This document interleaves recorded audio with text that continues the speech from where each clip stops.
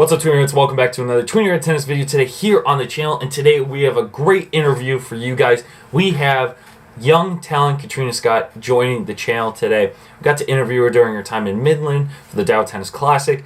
And I'm very thankful that I got to speak with her because she is one of the most talked about up and coming rising talents for women's tennis from the United States. And I just wanted to talk to her about her experience being 17 on the tour, expecting all this pressure, and kind of what her plan is and what is she like off the court as well. So before you guys enjoy this video, make sure to leave a big like on this video to show your support for the channel, as well as making sure you subscribe to Tweener Tennis. And if you want, we do have the join button now. If you don't know what that is YouTube's membership. So if you want to join, it's only 99 cents. It's less than a pack of gum. So feel free to join that as well. But if not, that's totally fine. Enjoy the interview. Hey, how are you? Good, how are you? Good. Thank you for joining me today. Yeah, of course. It's a nice pleasure to have someone of your caliber and your fame, I guess, at 17 years old. Thanks. No worries. How are you feeling today? Good. Yeah, I was I played really well, so I was really happy with how I performed today, and yeah, just getting ready for the next one in 2 days. I won't play tomorrow. Okay. What do you take each day when you kind of have that rest day? Do you try to do everything the same way, or is it more I'll do it when it happens, when you prepare? It's kind of just cleaning up some stuff and making sure I'm not getting too tired. So usually an hour hit, in the middle of the day, so maybe I can sleep in a little bit. Because being first on, you usually have to get up a little earlier just so you can get ready. But so yeah, I'll try to sleep in maybe a little bit and then have a little hit, maybe go to the gym for 30 minutes and then just go to the trainer and get a massage just so I can maintain everything throughout the tournament. What's early for you? Because there's a big difference between knowing early and early. What's your definition of early? At home, early is I can sleep in really late. It's terrible. I can literally sleep till 2 o'clock if nobody woke me up. But usually for so today, since I've played first on at 12, I was hitting at 10:30 and I had to be at the trainer. I woke up at 7:45, which is it's decently early for me. That's not early.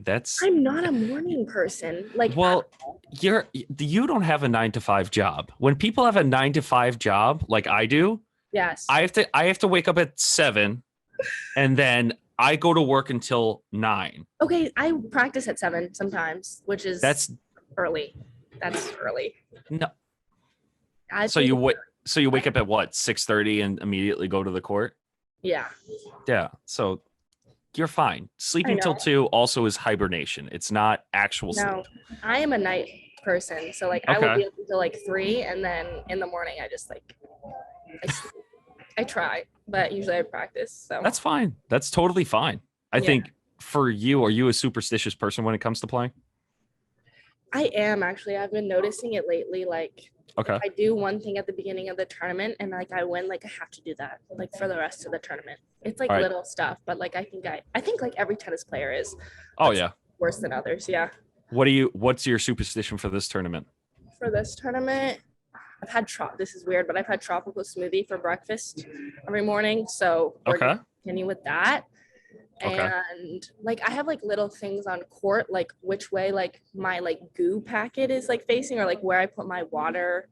It's your goo packet stuff. Literally, I take goo and when I put it down on the floor, I have to put it at a certain place. What direction does it have to point? North, south? The direction that I'm sitting. Today I got up and I put it the other way and I have to fix it. Okay, I feel like that's worse than Rafa. Okay, I don't think so at all. It's a goo packet. Nobody can realize. Fair. That's fair. I'll give you that. You can't see it. That's fair. So for your game, how would you describe it to people that wouldn't have seen you play yet? I would have to say yet. How would you describe your game? I would describe it as big serve, good mover, kind of it really depends on who I play, but I'd big serve and just trying to hit big shots and good fighter and will hustle for every ball and yeah, I like competing. That's my favorite part about it. So yeah. So that's interesting because not a lot of people, when someone asks them to describe their game, even if someone asks me when I teach, Mm. No one ever says it depends. They always give a specific answer. Mhm. So for you, it seems like the variety changes, or you don't have one set specific way of playing. Yeah, I mean, I think like I have like a base for my game, which always stays the same. But I think like against most players, like I try to play a certain way, but obviously like every match is going to be different depending on who you play. So just like trying to stick to my base, but little things will be different. But the main thing I'd say is big serve and like trying to hit big balls off the first return. And like obviously my game is like still developing and changing. So Mhm. I'd say the one thing that's really like sticks every match is big serve, trying to hit big returns, and I fight and I'll run for every ball. It doesn't matter. I love that. That's awesome. And Yeah. for being 17 years old, how, one, do you get made fun of for how young you are on tour? And two, what are you missing anything that, I guess, quote unquote, a regular teenager would do? Because you're competing against women. And I said this with Ashlyn too. You're competing against women that have been on tour for 10 years, maybe 5 years, Yeah. that have been playing since your age. So, two parts to that question. One, do you get made fun of for being 17? I think no, like Okay. the first time I like ever played like a big tournament with other players, I think I was maybe 14 or 15. And I think Okay. I was just like kind of like, I think everybody was kind of just like staring like, why is she like Mm-hmm. 14 years old? Yeah. But I mean, once you get to like talk to the girls and like once they see like that you're at every tournament just like them and like you're playing and you're winning, or I mean everybody wins and loses matches, like they're all like really nice and like Mhm. very supportive, and like when you talk to, they're all really nice, like so Yeah. they're no one, I think the only time I've ever gotten it like was maybe when I was like 15. I was playing my first US Open. Okay. They weren't like really like making fun of me. They're just like, oh my God, like you're so young. Yeah. But no, they're all like super nice. And I mean, Okay. a lot of them are young too. Some of them are like 19 and like 20. Yeah, So, like I that's just true. hang out with them. No, it's And very true. yeah. So And it's awesome.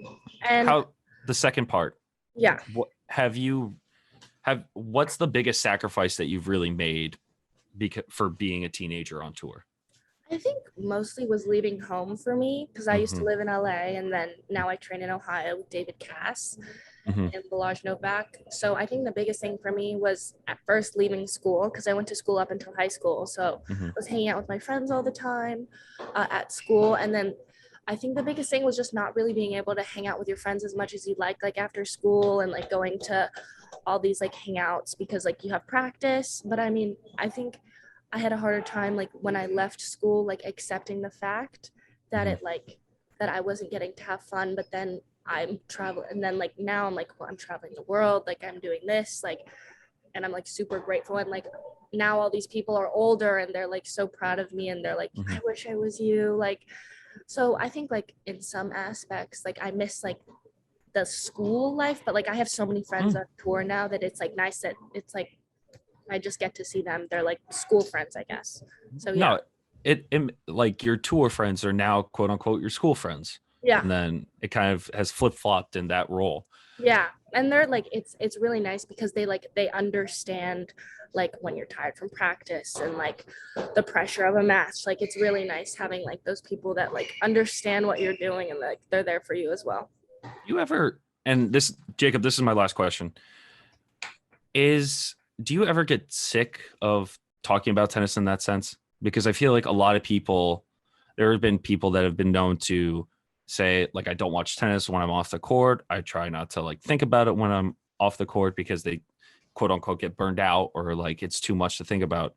And you kind of said it there with, it's nice to relate to other people that have the same experience. But has there ever been like, I wouldn't say a breaking point, but have you ever gotten tired of doing it yet?